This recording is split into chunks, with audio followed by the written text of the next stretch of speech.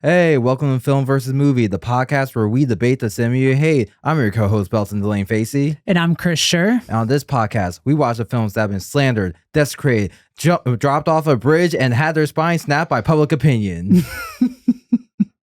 And one of us tells you why it's actually pretty good. And the other one tells you why it's terrible, which I will be doing today.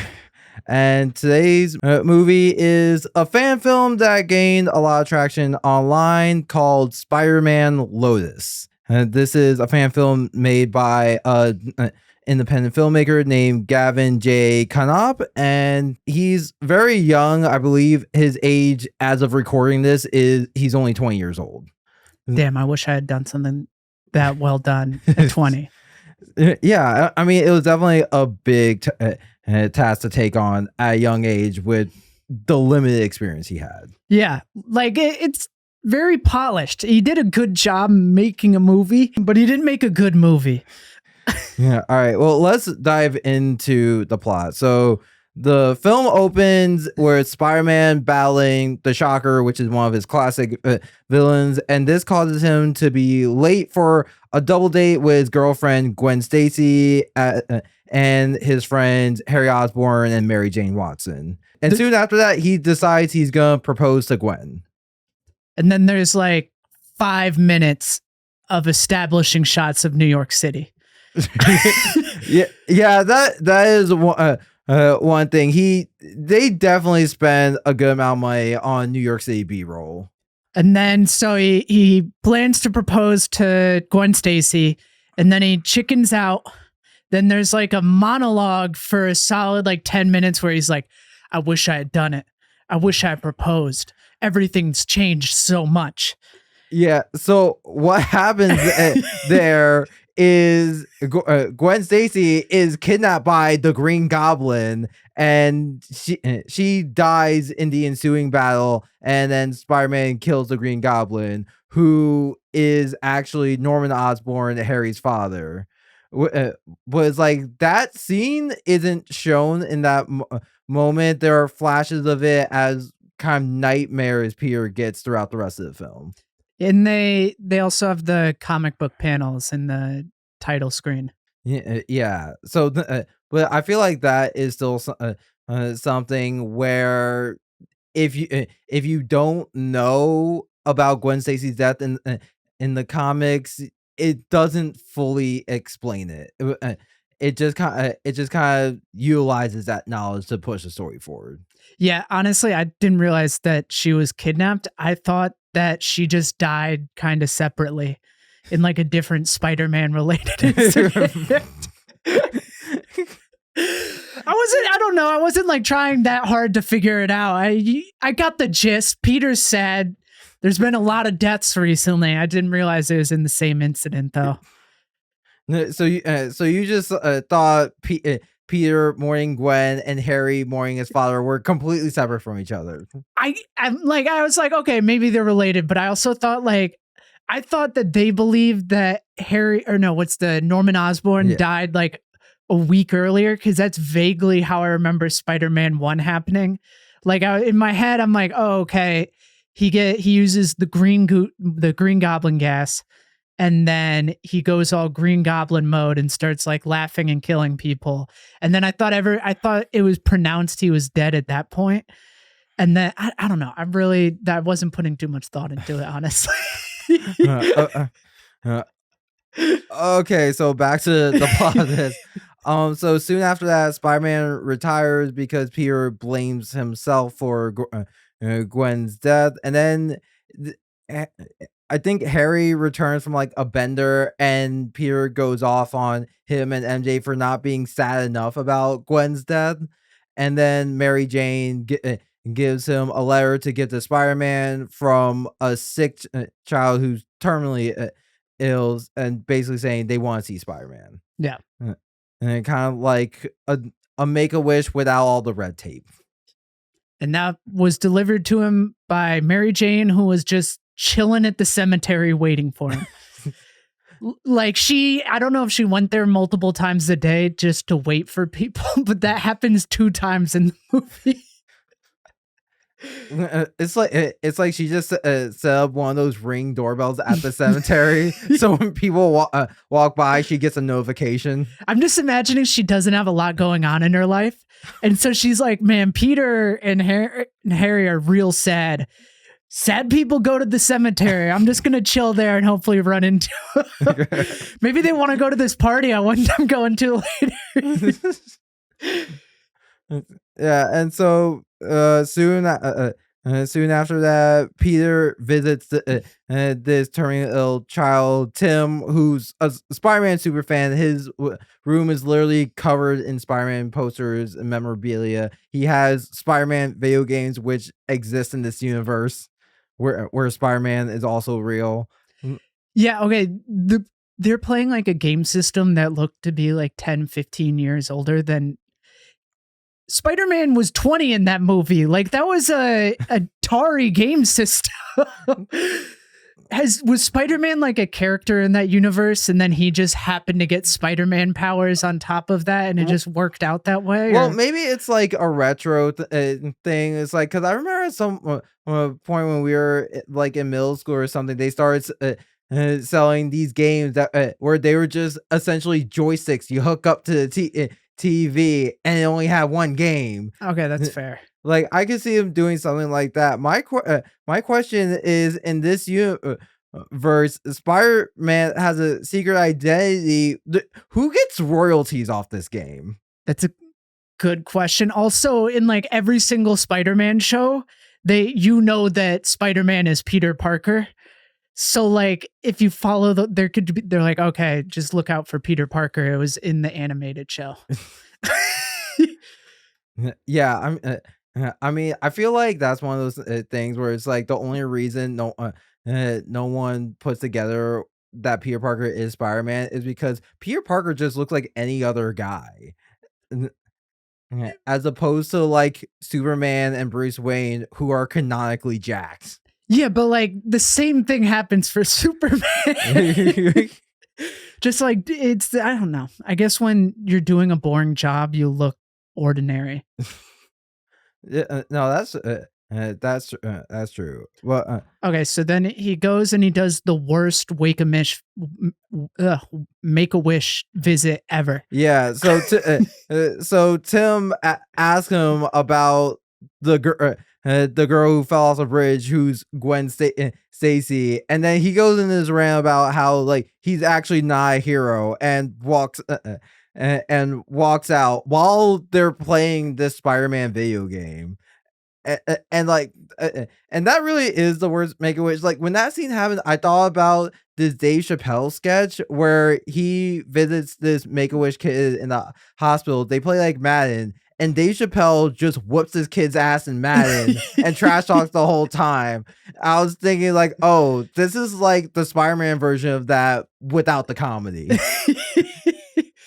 So then he like leaves. He's like, don't believe in heroes. Yeah. He says it to a terminally ill 10-year-old boy. He's like, everything you believe is stupid. Get ready to die. He walks out and the mom's just like, could you just try a little bit harder? You're like, you mean like this means a lot to my fucking kid who's about to die? And he's like, yeah, I'll quit being an asshole. And he like goes in and he kind of smooths things over. And that begins his journey for self-healing. Yeah, he reveals his secret identity to the kid, and the kid immediately recognizes him as that guy that takes pictures of Spider-Man.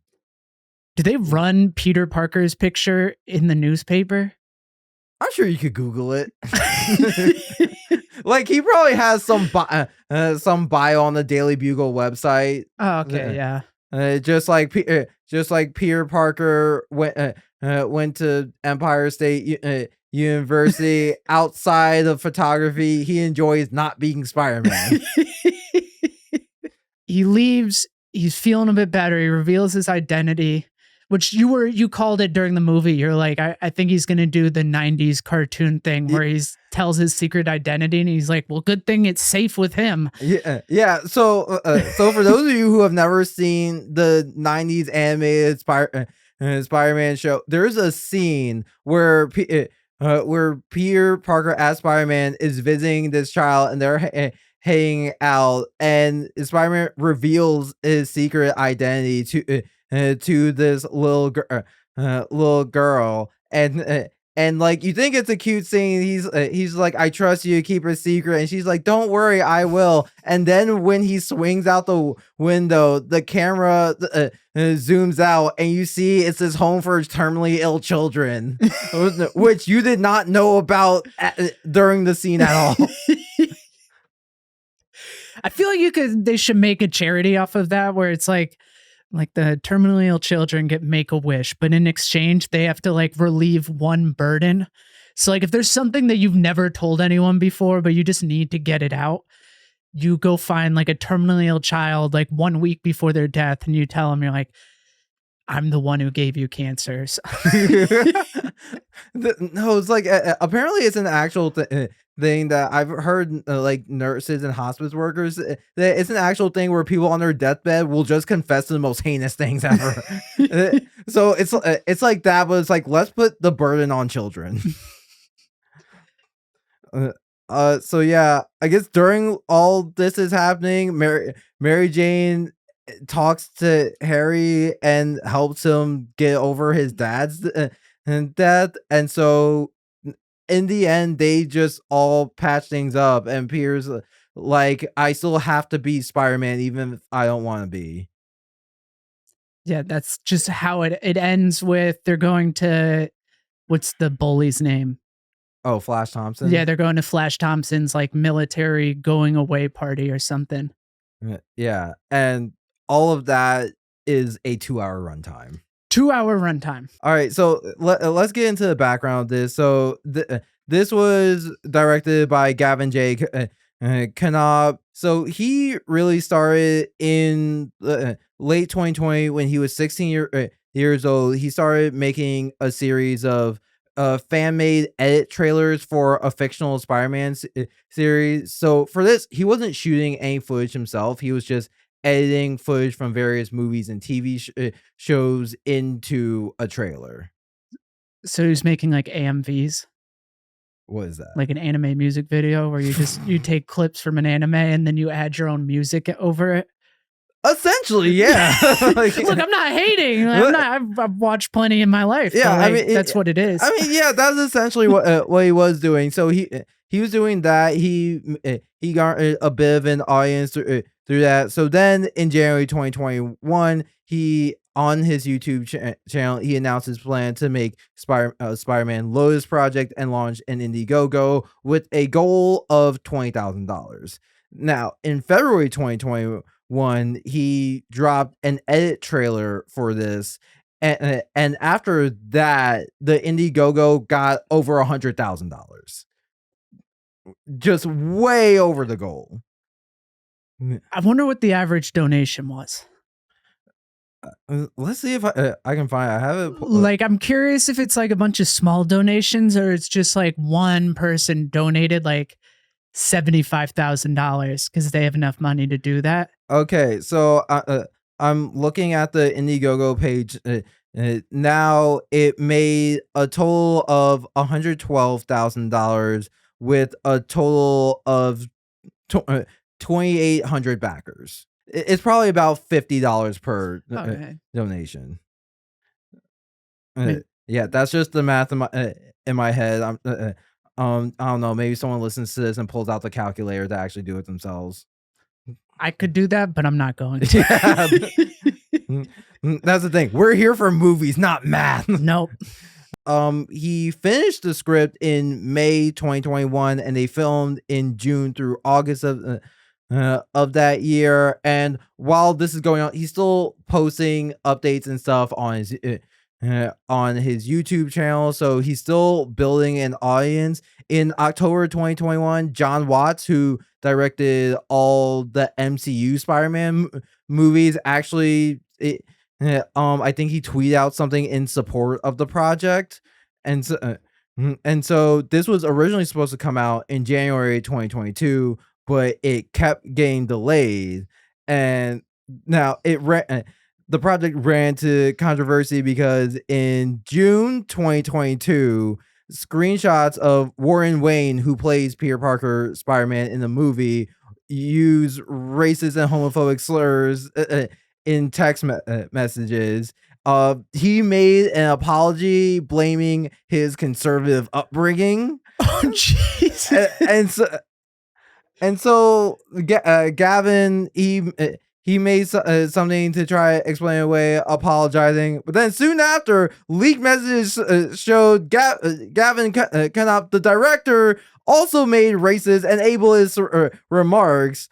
For that, he made an entire apology video, which is simply titled "Addressing Everything," which, by the way, I watched this apology video. It's 13 and a half minutes long, which is 13 minutes longer than any YouTube apology video should ever be.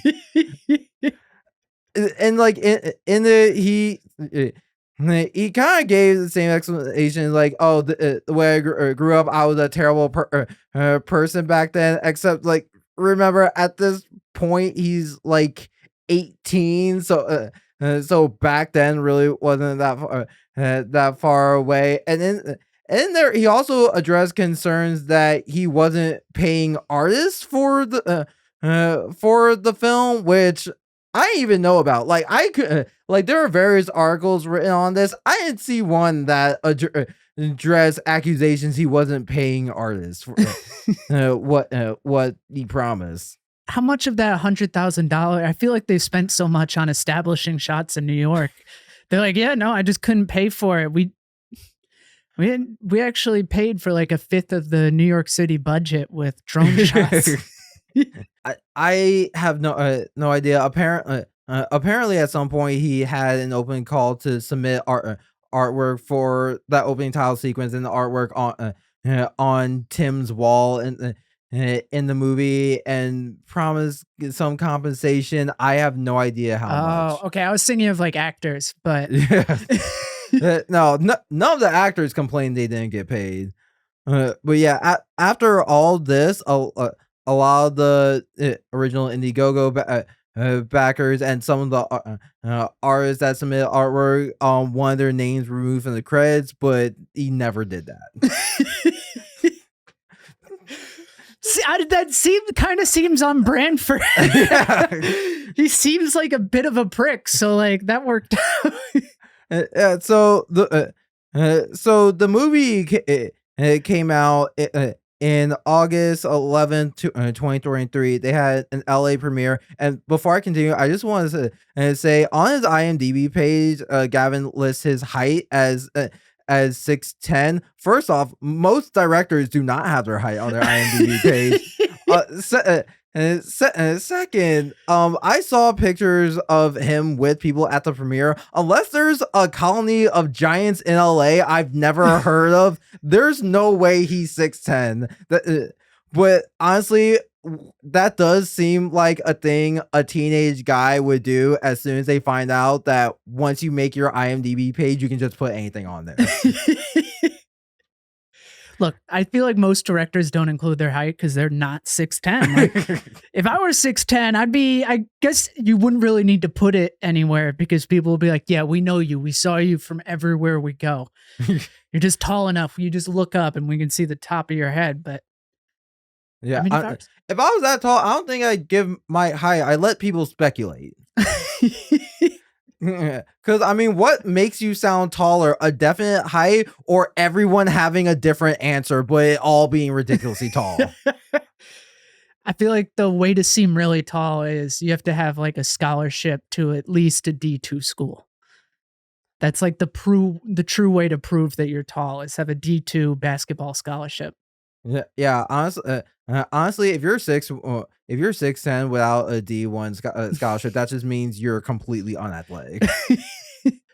Or you lost your scholarship because a bunch of text messages came.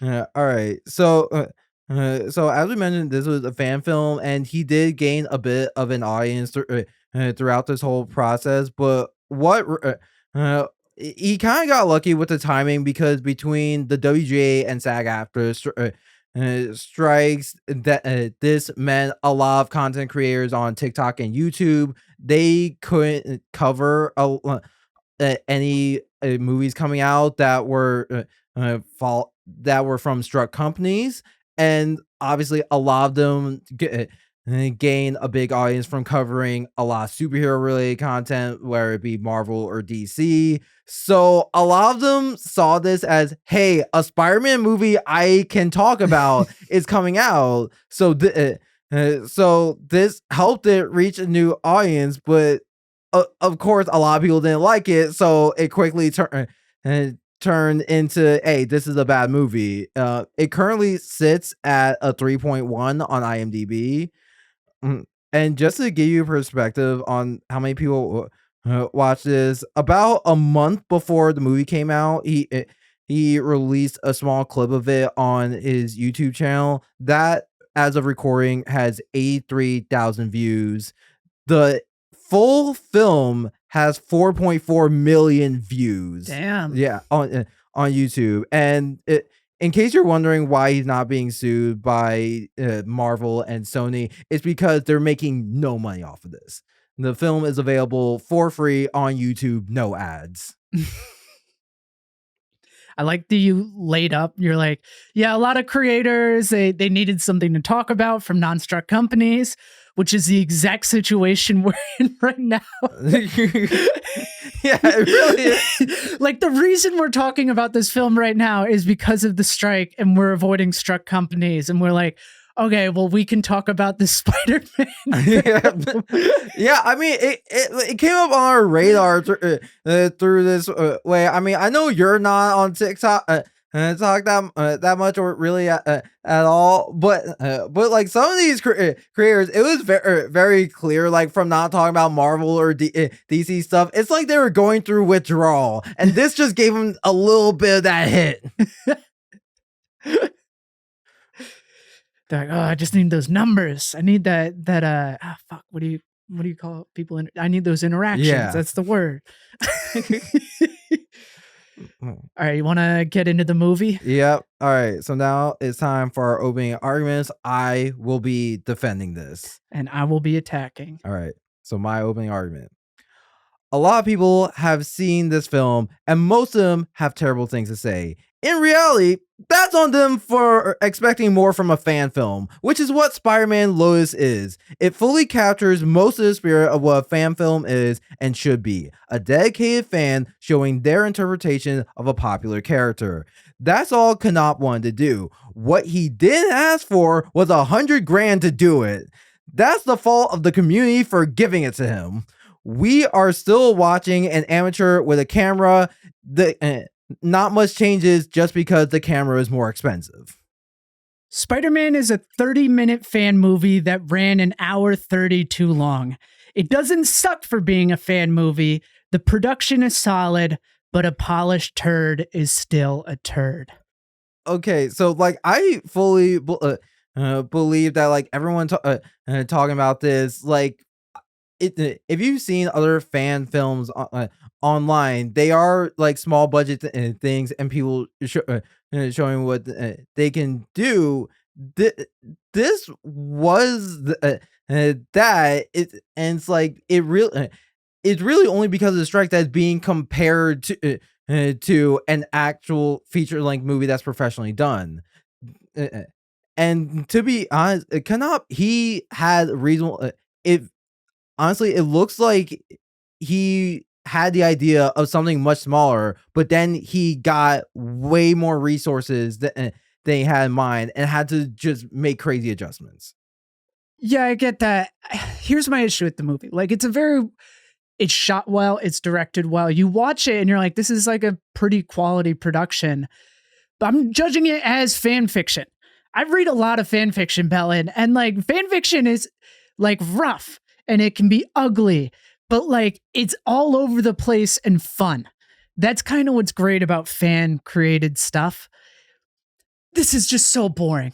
There's so much of it that's just like so boring and so.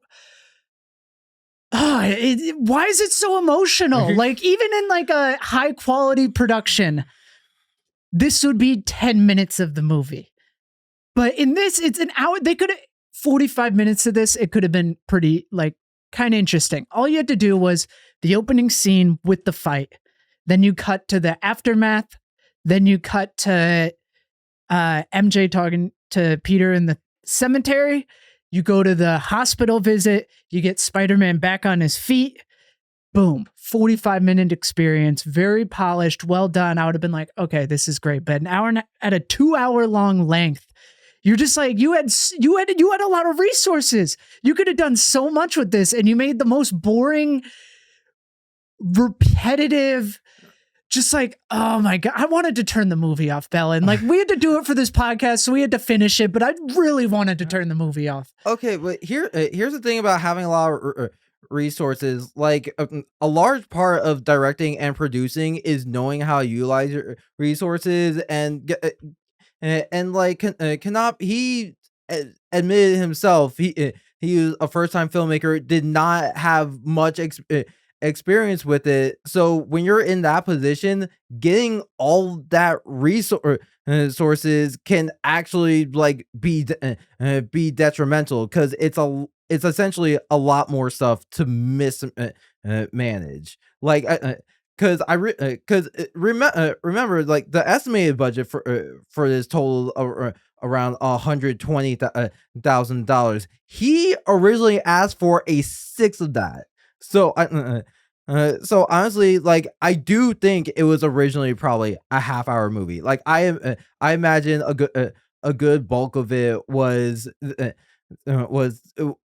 Spider-Man with the sick kid and all that, and then just some extra scenes for like setup and closure.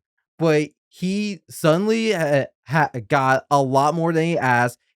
And if you look at a 30-minute movie and say like, oh, they have a budget of 6 figures for that would look ridiculous.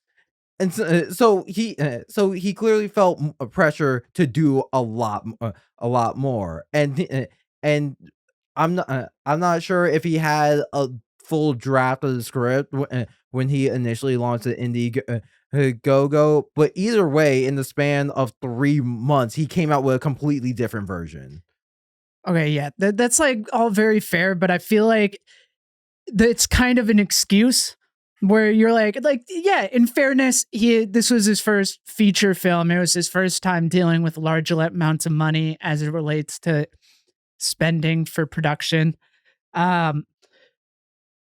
But also at the same time, like, a lot of the stuff he added it just cuts. He could have cut like a lot of it out.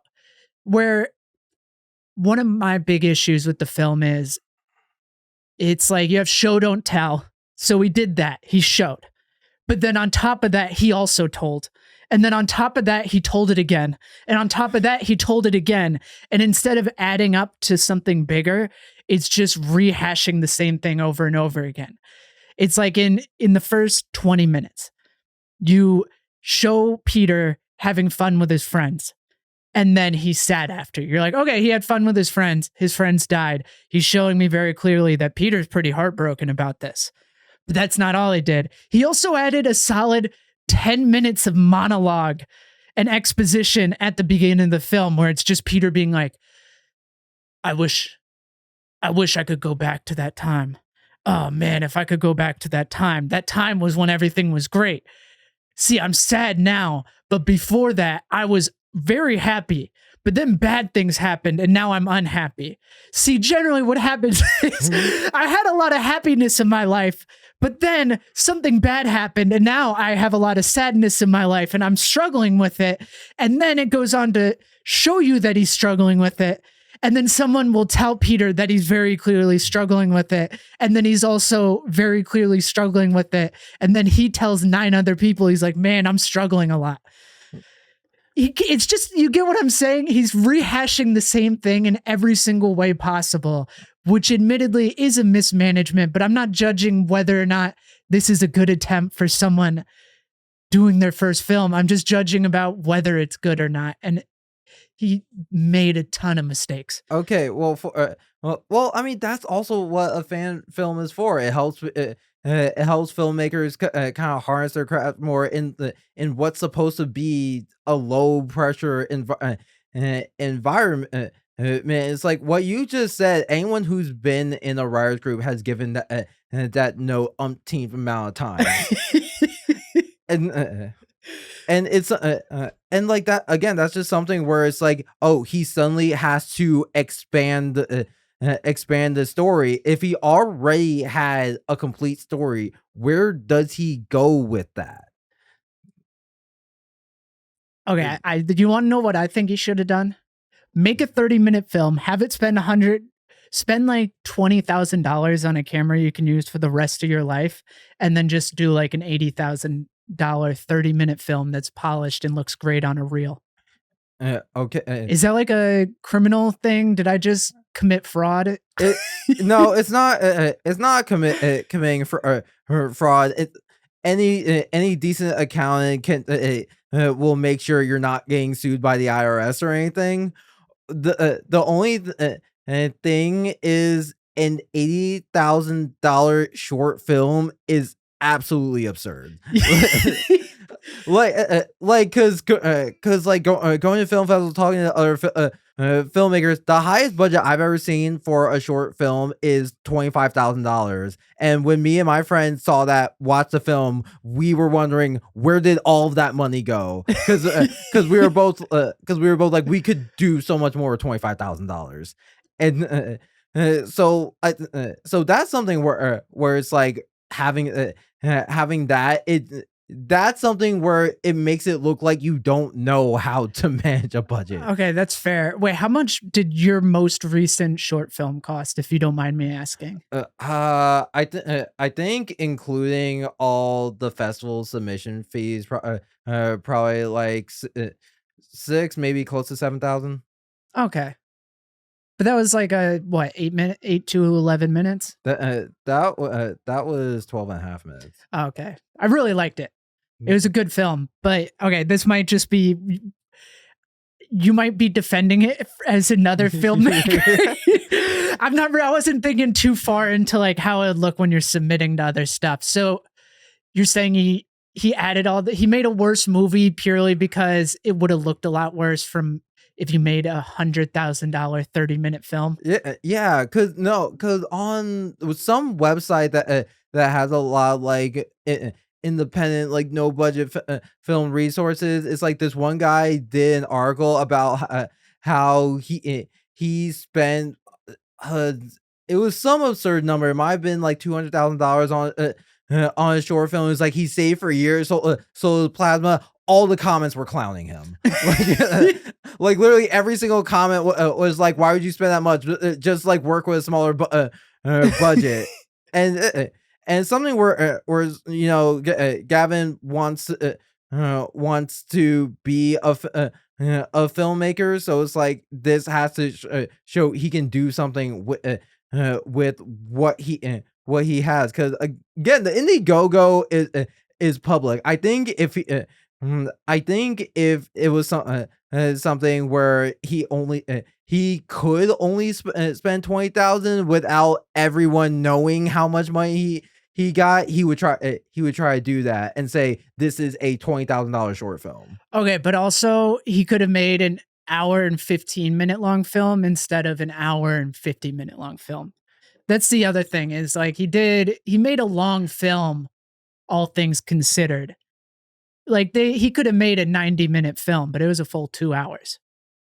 Yeah, I mean the thing is a lot of that is something that like you could cut. Yes, you could cut a lot of it after you film it. Like after you have a cut of movie, decide okay, this can go, that can go. The thing is, he didn't have an experienced team with him, because you go through the IMDb of like the producers and stuff on his films, like they don't have much more than him, and so it's like it's fully a fan film when you don't even have people with the experience to really go, okay, we need to cut this and do, because even at that budget, it's hard to do like audience screenings and get valuable feedback from that.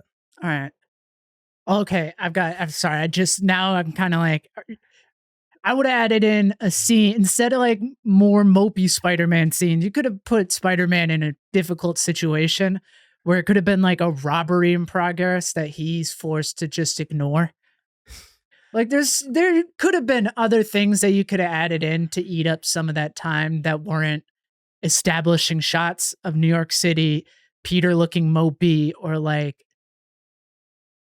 they did so many flashbacks, Belton. They did so many flashbacks. Okay, the flashbacks, I feel, because they that was probably to work around the budget, because they probably wanted to show the full scene of like the battle with the Green Goblin and Gwen's death, but because of the budget, they couldn't fully do that, because from what I read, a lot of the delays with the film had to do with the VFX.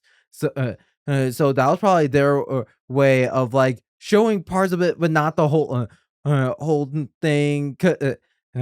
Cause like I think in the opening battle with the Shocker, there were some camera angles where it was creative on their part, but like as a filmmaker, it was kind of clear. It's like, okay, they shot it this way to hide some of the budget. Like if they. Like it would have made more sense for the camera to be a little to the left, but that would have required much more VFX. Yeah. All right. Also, it was pretty corny. The ending sad boy intro monologue ends on, "We never did take that trip." The line, it's just so like generic. Okay, in defense of that, have you seen almost any other Spider-Man movie? Like, they all end like that. They all end like some monologue, and then just shots of Spider-Man flying around New York City. Like the first Sam Raimi Spider-Man essentially ends with like the same monologue, just reworded. It's the same monologue of like being Spider-Man carries risk. I'm putting the people close to me in danger, but I gotta do it. Like, that's what we got here. Also, okay, I keep just rehashing points, but I think this filmmaker has an issue with Mary Jane. Like, when we watched it, me and you both were like, is Mary Jane like a bitch in this?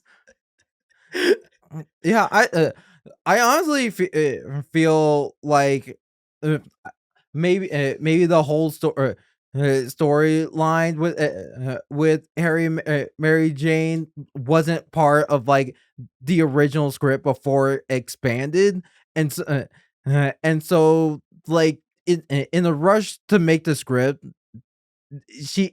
all she had to do was kind of like push Harry's side of the story. She also showed up to a cemetery and was just like, "Sup, you want to party?" To which he admittedly was just like, what the fuck are you talking about? Like, what? I always thought every Mary Jane I've seen has been like very emotionally intelligent and kind of like is sort of like, come on, Peter, take care of yourself. But this Mary Jane's just like, you guys are being a real bummer.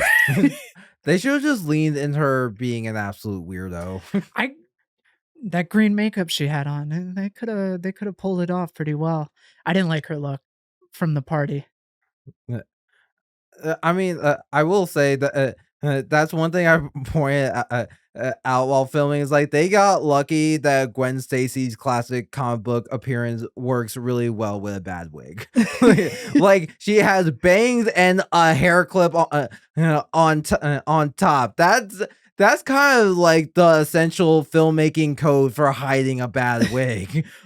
Okay, also, I'm guessing this is just like one of those things that happened as a result of production. They cast Mary Jane, like the two actresses who play Mary Jane and Gwen are sisters. Maria Fox and something, I think like Carmen Fox or something. They could have just found like they looked like sisters. They looked extremely similar. It's one of those things where it's probably just the reality of doing an amateur movie, but it is a little jarring. Yeah, so apparently they did cast, like, from what I read, partially through social media, and then partially through some open casting calls, but but like not huge. Uh, well, I mean, and then one thing I also want to address is like with this being Kanab's like real first time filmmaking, he's still finding his director's style, and I feel like his style doesn't lean towards what people are used to with a Spider-Man movie. Like I think if his original idea was it to be mostly Spider-Man with this kid and a little bit extra, that would lean towards his style a lot more. Because in an interview, he listed one of his director inspirations as Spike Jonze, who Spike Jonze has directed movies like Being John Malkovich adaptation, Her. It's like those are all like character driven but quirky movies. It's like they get weird at times, but it's not a style that would like lean itself fully to something like action packed and fast paced as people are used to with Spider-Man. And so I think that's something where it's like I don't think it's a bad thing that it's his style. It's just something that shows here. Yeah. I don't know. There's no quirkiness. Like I think that's my judgment of it as a Spider-Man movie. It was just kind of a bummer. Like it was a huge bummer.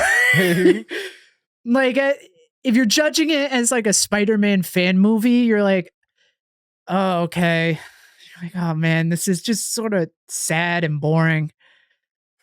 They need a little bit of pep. Spider-Man's peppy. That was like one of my criticisms of Spider-Man 3 is it's just like I don't want to see Peter Parker cry for more than like 30 seconds on screen. Yeah, I mean, this film was an exploration of grief, and it never pretended to be anything other than that. Grief can be sarcastic. It needs just a little something. Just I mean, there are moments of joy, like when he's playing video games with a child. He gets to see like the light Spider-Man puts in people's eyes. Yeah, but it doesn't last long. Then he just goes back to being a mopey fool. I don't know. This is just getting into like my personal opinion of where I'm just like, I want it to be fun. Yeah. All right. Well, now it's time for our concessions. This is where I give 3 things I didn't like about the movie, and Chris gives 3 things she did like. So I mentioned this before, but a lot of shots in the action scenes made it blatantly obvious they were short on budget at times. Like it was one of those things where it's like when he was fighting the Shocker, a lot of times you don't see the actual hits when Shocker shoots, or like you don't see punches land, and it's like that's kind of like the go to for like shooting with bad fight choreography. Like I remember when I was back in college, like for our film festival with student films. It's like it did kind of become a joke of like of like drink whenever, and a punch or kick obviously doesn't land. Outside of, yeah, admittedly that I know I get what you're talking about, but outside of like the action sequences, it's very well done.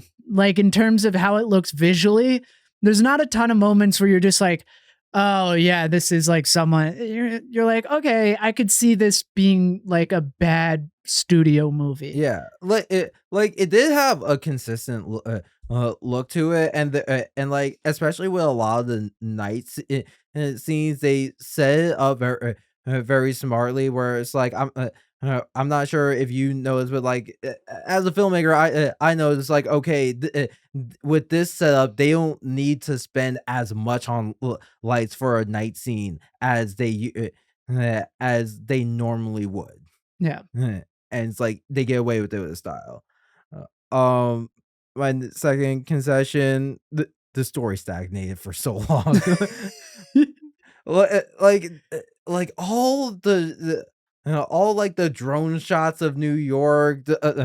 It's like we gotta reiterate the same points. Also, I still don't know why Flash Thompson was there. Mm, Okay. Yeah, they had Flash Thompson in there, and like his only speech is he's just like, yeah, Peter used to be such a little fucking nerd, and then he called me an asshole, and he was nice, and so like he's pretty all right. That's all he says in the film. Yeah, like it. I don't know. It's like he's supposed to confirm that Peter's a nice guy, but just says it like that. Like they don't. I don't think they have a single interaction throughout the whole movie. Maybe it's like kind of towards the end when Peter's supposed to go to the party and Mary Jane just sees him like through the window and he leaves. Okay, yeah. It probably looked like such a dick move. They don't know he's Spider-Man. He just gets there, like looks at him, and is just like, "All right, fuck this." Yeah, but it's like that's a classic move. Which, like, as a small side note, I think the whole concept of like superhero secret identities to like your closest loved ones is stupid because it's always like I don't want to put you in danger. I feel like they're in more danger because they don't know what they've gotten themselves into. Also, so doesn't he live with Harry Osborn, but he just like hangs his Spider-Man outfit up in the closet? Yeah, that's the thing in the movie. The Spider-Man outfit that was completely ruined from the battle with the Green Goblin is just hanging in his closet like a retired sports jersey. Like he's gonna bring it through for dry cleaning only. Like all right. The casting could be worse. I thought he casted pretty decent Peter Parker. I thought failing out of music school Harry Osborn looked pretty good. It was solid. They could have done a lot worse. The Gwen and Mary Jane weren't great, but like considering it's a fan movie, they could have like it could have been very jarring. I actually have my third concession as acting was stiff. Because also the actors who played Peter and Harry, Warren Wayne and Sean Thomas Reed, they're credited as co-writers for the movie. So yeah, so what I imagine happened is they were cast and they sat down with the director to like punch it up, adapt it towards their style. So it's like even given that it's like that's supposed to be more for them. It's like that's what they did. Was like also as I mentioned last episode, directing actors is a skill, and as a first time filmmaker, I don't know how much Knopf did with that because also it's very unclear if he actually spent time on a film set before this. Yeah, I kind of doubt it. Also, Gwen Stacy kept reading lines off camera. that was something we noticed while watching. Like a lot of scenes with was it just Gwen Stacy or did we notice this with Mary Jane? It was just Gwen Stacy. Oh yeah, Gwen Stacy. A lot of times, like when she's having a conversation with someone, it does look like she hears what the other person said, looks away from them as if there's a cue card on set, and then turns back and says her line, and they don't cut around that. Yeah. Okay. For my last one, it's just that kid playing a terminally. He did a really good job. He did a good job of playing a dying kid who's still like kind of upbeat and meeting his hero. Yeah, I'll give it to like I've never met a dying kid who's just meeting his hero, but I imagine it would be somewhat similar to what happened in that scene. I like to imagine that Knopf, that's like the one thing, that's where 30% of the budget went, was paying off a dying kid's family so he could meet Spider-Man or something. Like he was like, I want a method actor. I want a kid who isn't going to live 6 months from now. I want him to be like, I want him to really know he's going to keep that secret. All right, you want to finish this off with your closing statement, or should I lead us off? All right, my closing statement: what Gavin J. Knopf did as a first-time filmmaker is impressive. He saw out to make a simple story which got blown up through no fault of his own. This film stands as a testament to his perseverance and hopeful future as a filmmaker. If you want to save yourself some time watching this movie, go on Archive of Our Own. Look up Spider-Man with the tags Peter Parker needs a hug. Look for a nice 2,500 word story, and you can experience a 2-hour-long movie in 10 minutes. The only reason this movie is interesting is that it was produced by a fan. Nothing else about it is noteworthy. Did you look up fan fiction for this, or did you just have that in your read enough fan fiction where I'm just like, yeah, I could probably find this story written like 100 different ways on AO3. 10 minutes. This is like, I recognize the plot. It's just like, I want to be angsty. I want to make my main character go through a very difficult situation because that's going to drive plot forward. I mean, he did base it off an actual comic storyline. So, oh wait, really? Yeah, it's. I know he said in one of these interviews I have pulled up on my screen. I don't feel like going through which one. I forgot to write it down. But yeah, it's not terrible. Like honestly, I know I've said a ton of negative things about it, but like it's very well done for what it is. But I just think as far as the story goes, it's like writing masturbation a little bit. It's just like, it's not really doing a lot. And it's just gratifying, I feel like, to him only. Yeah. I mean, that's part of what comes with like putting together a good filmmaking team. You trust. It's like you gotta surround yourself by people you trust to say no to you. All right. Well, that's the podcast. All right, yep. Thank you all for listening. Thanks for coming.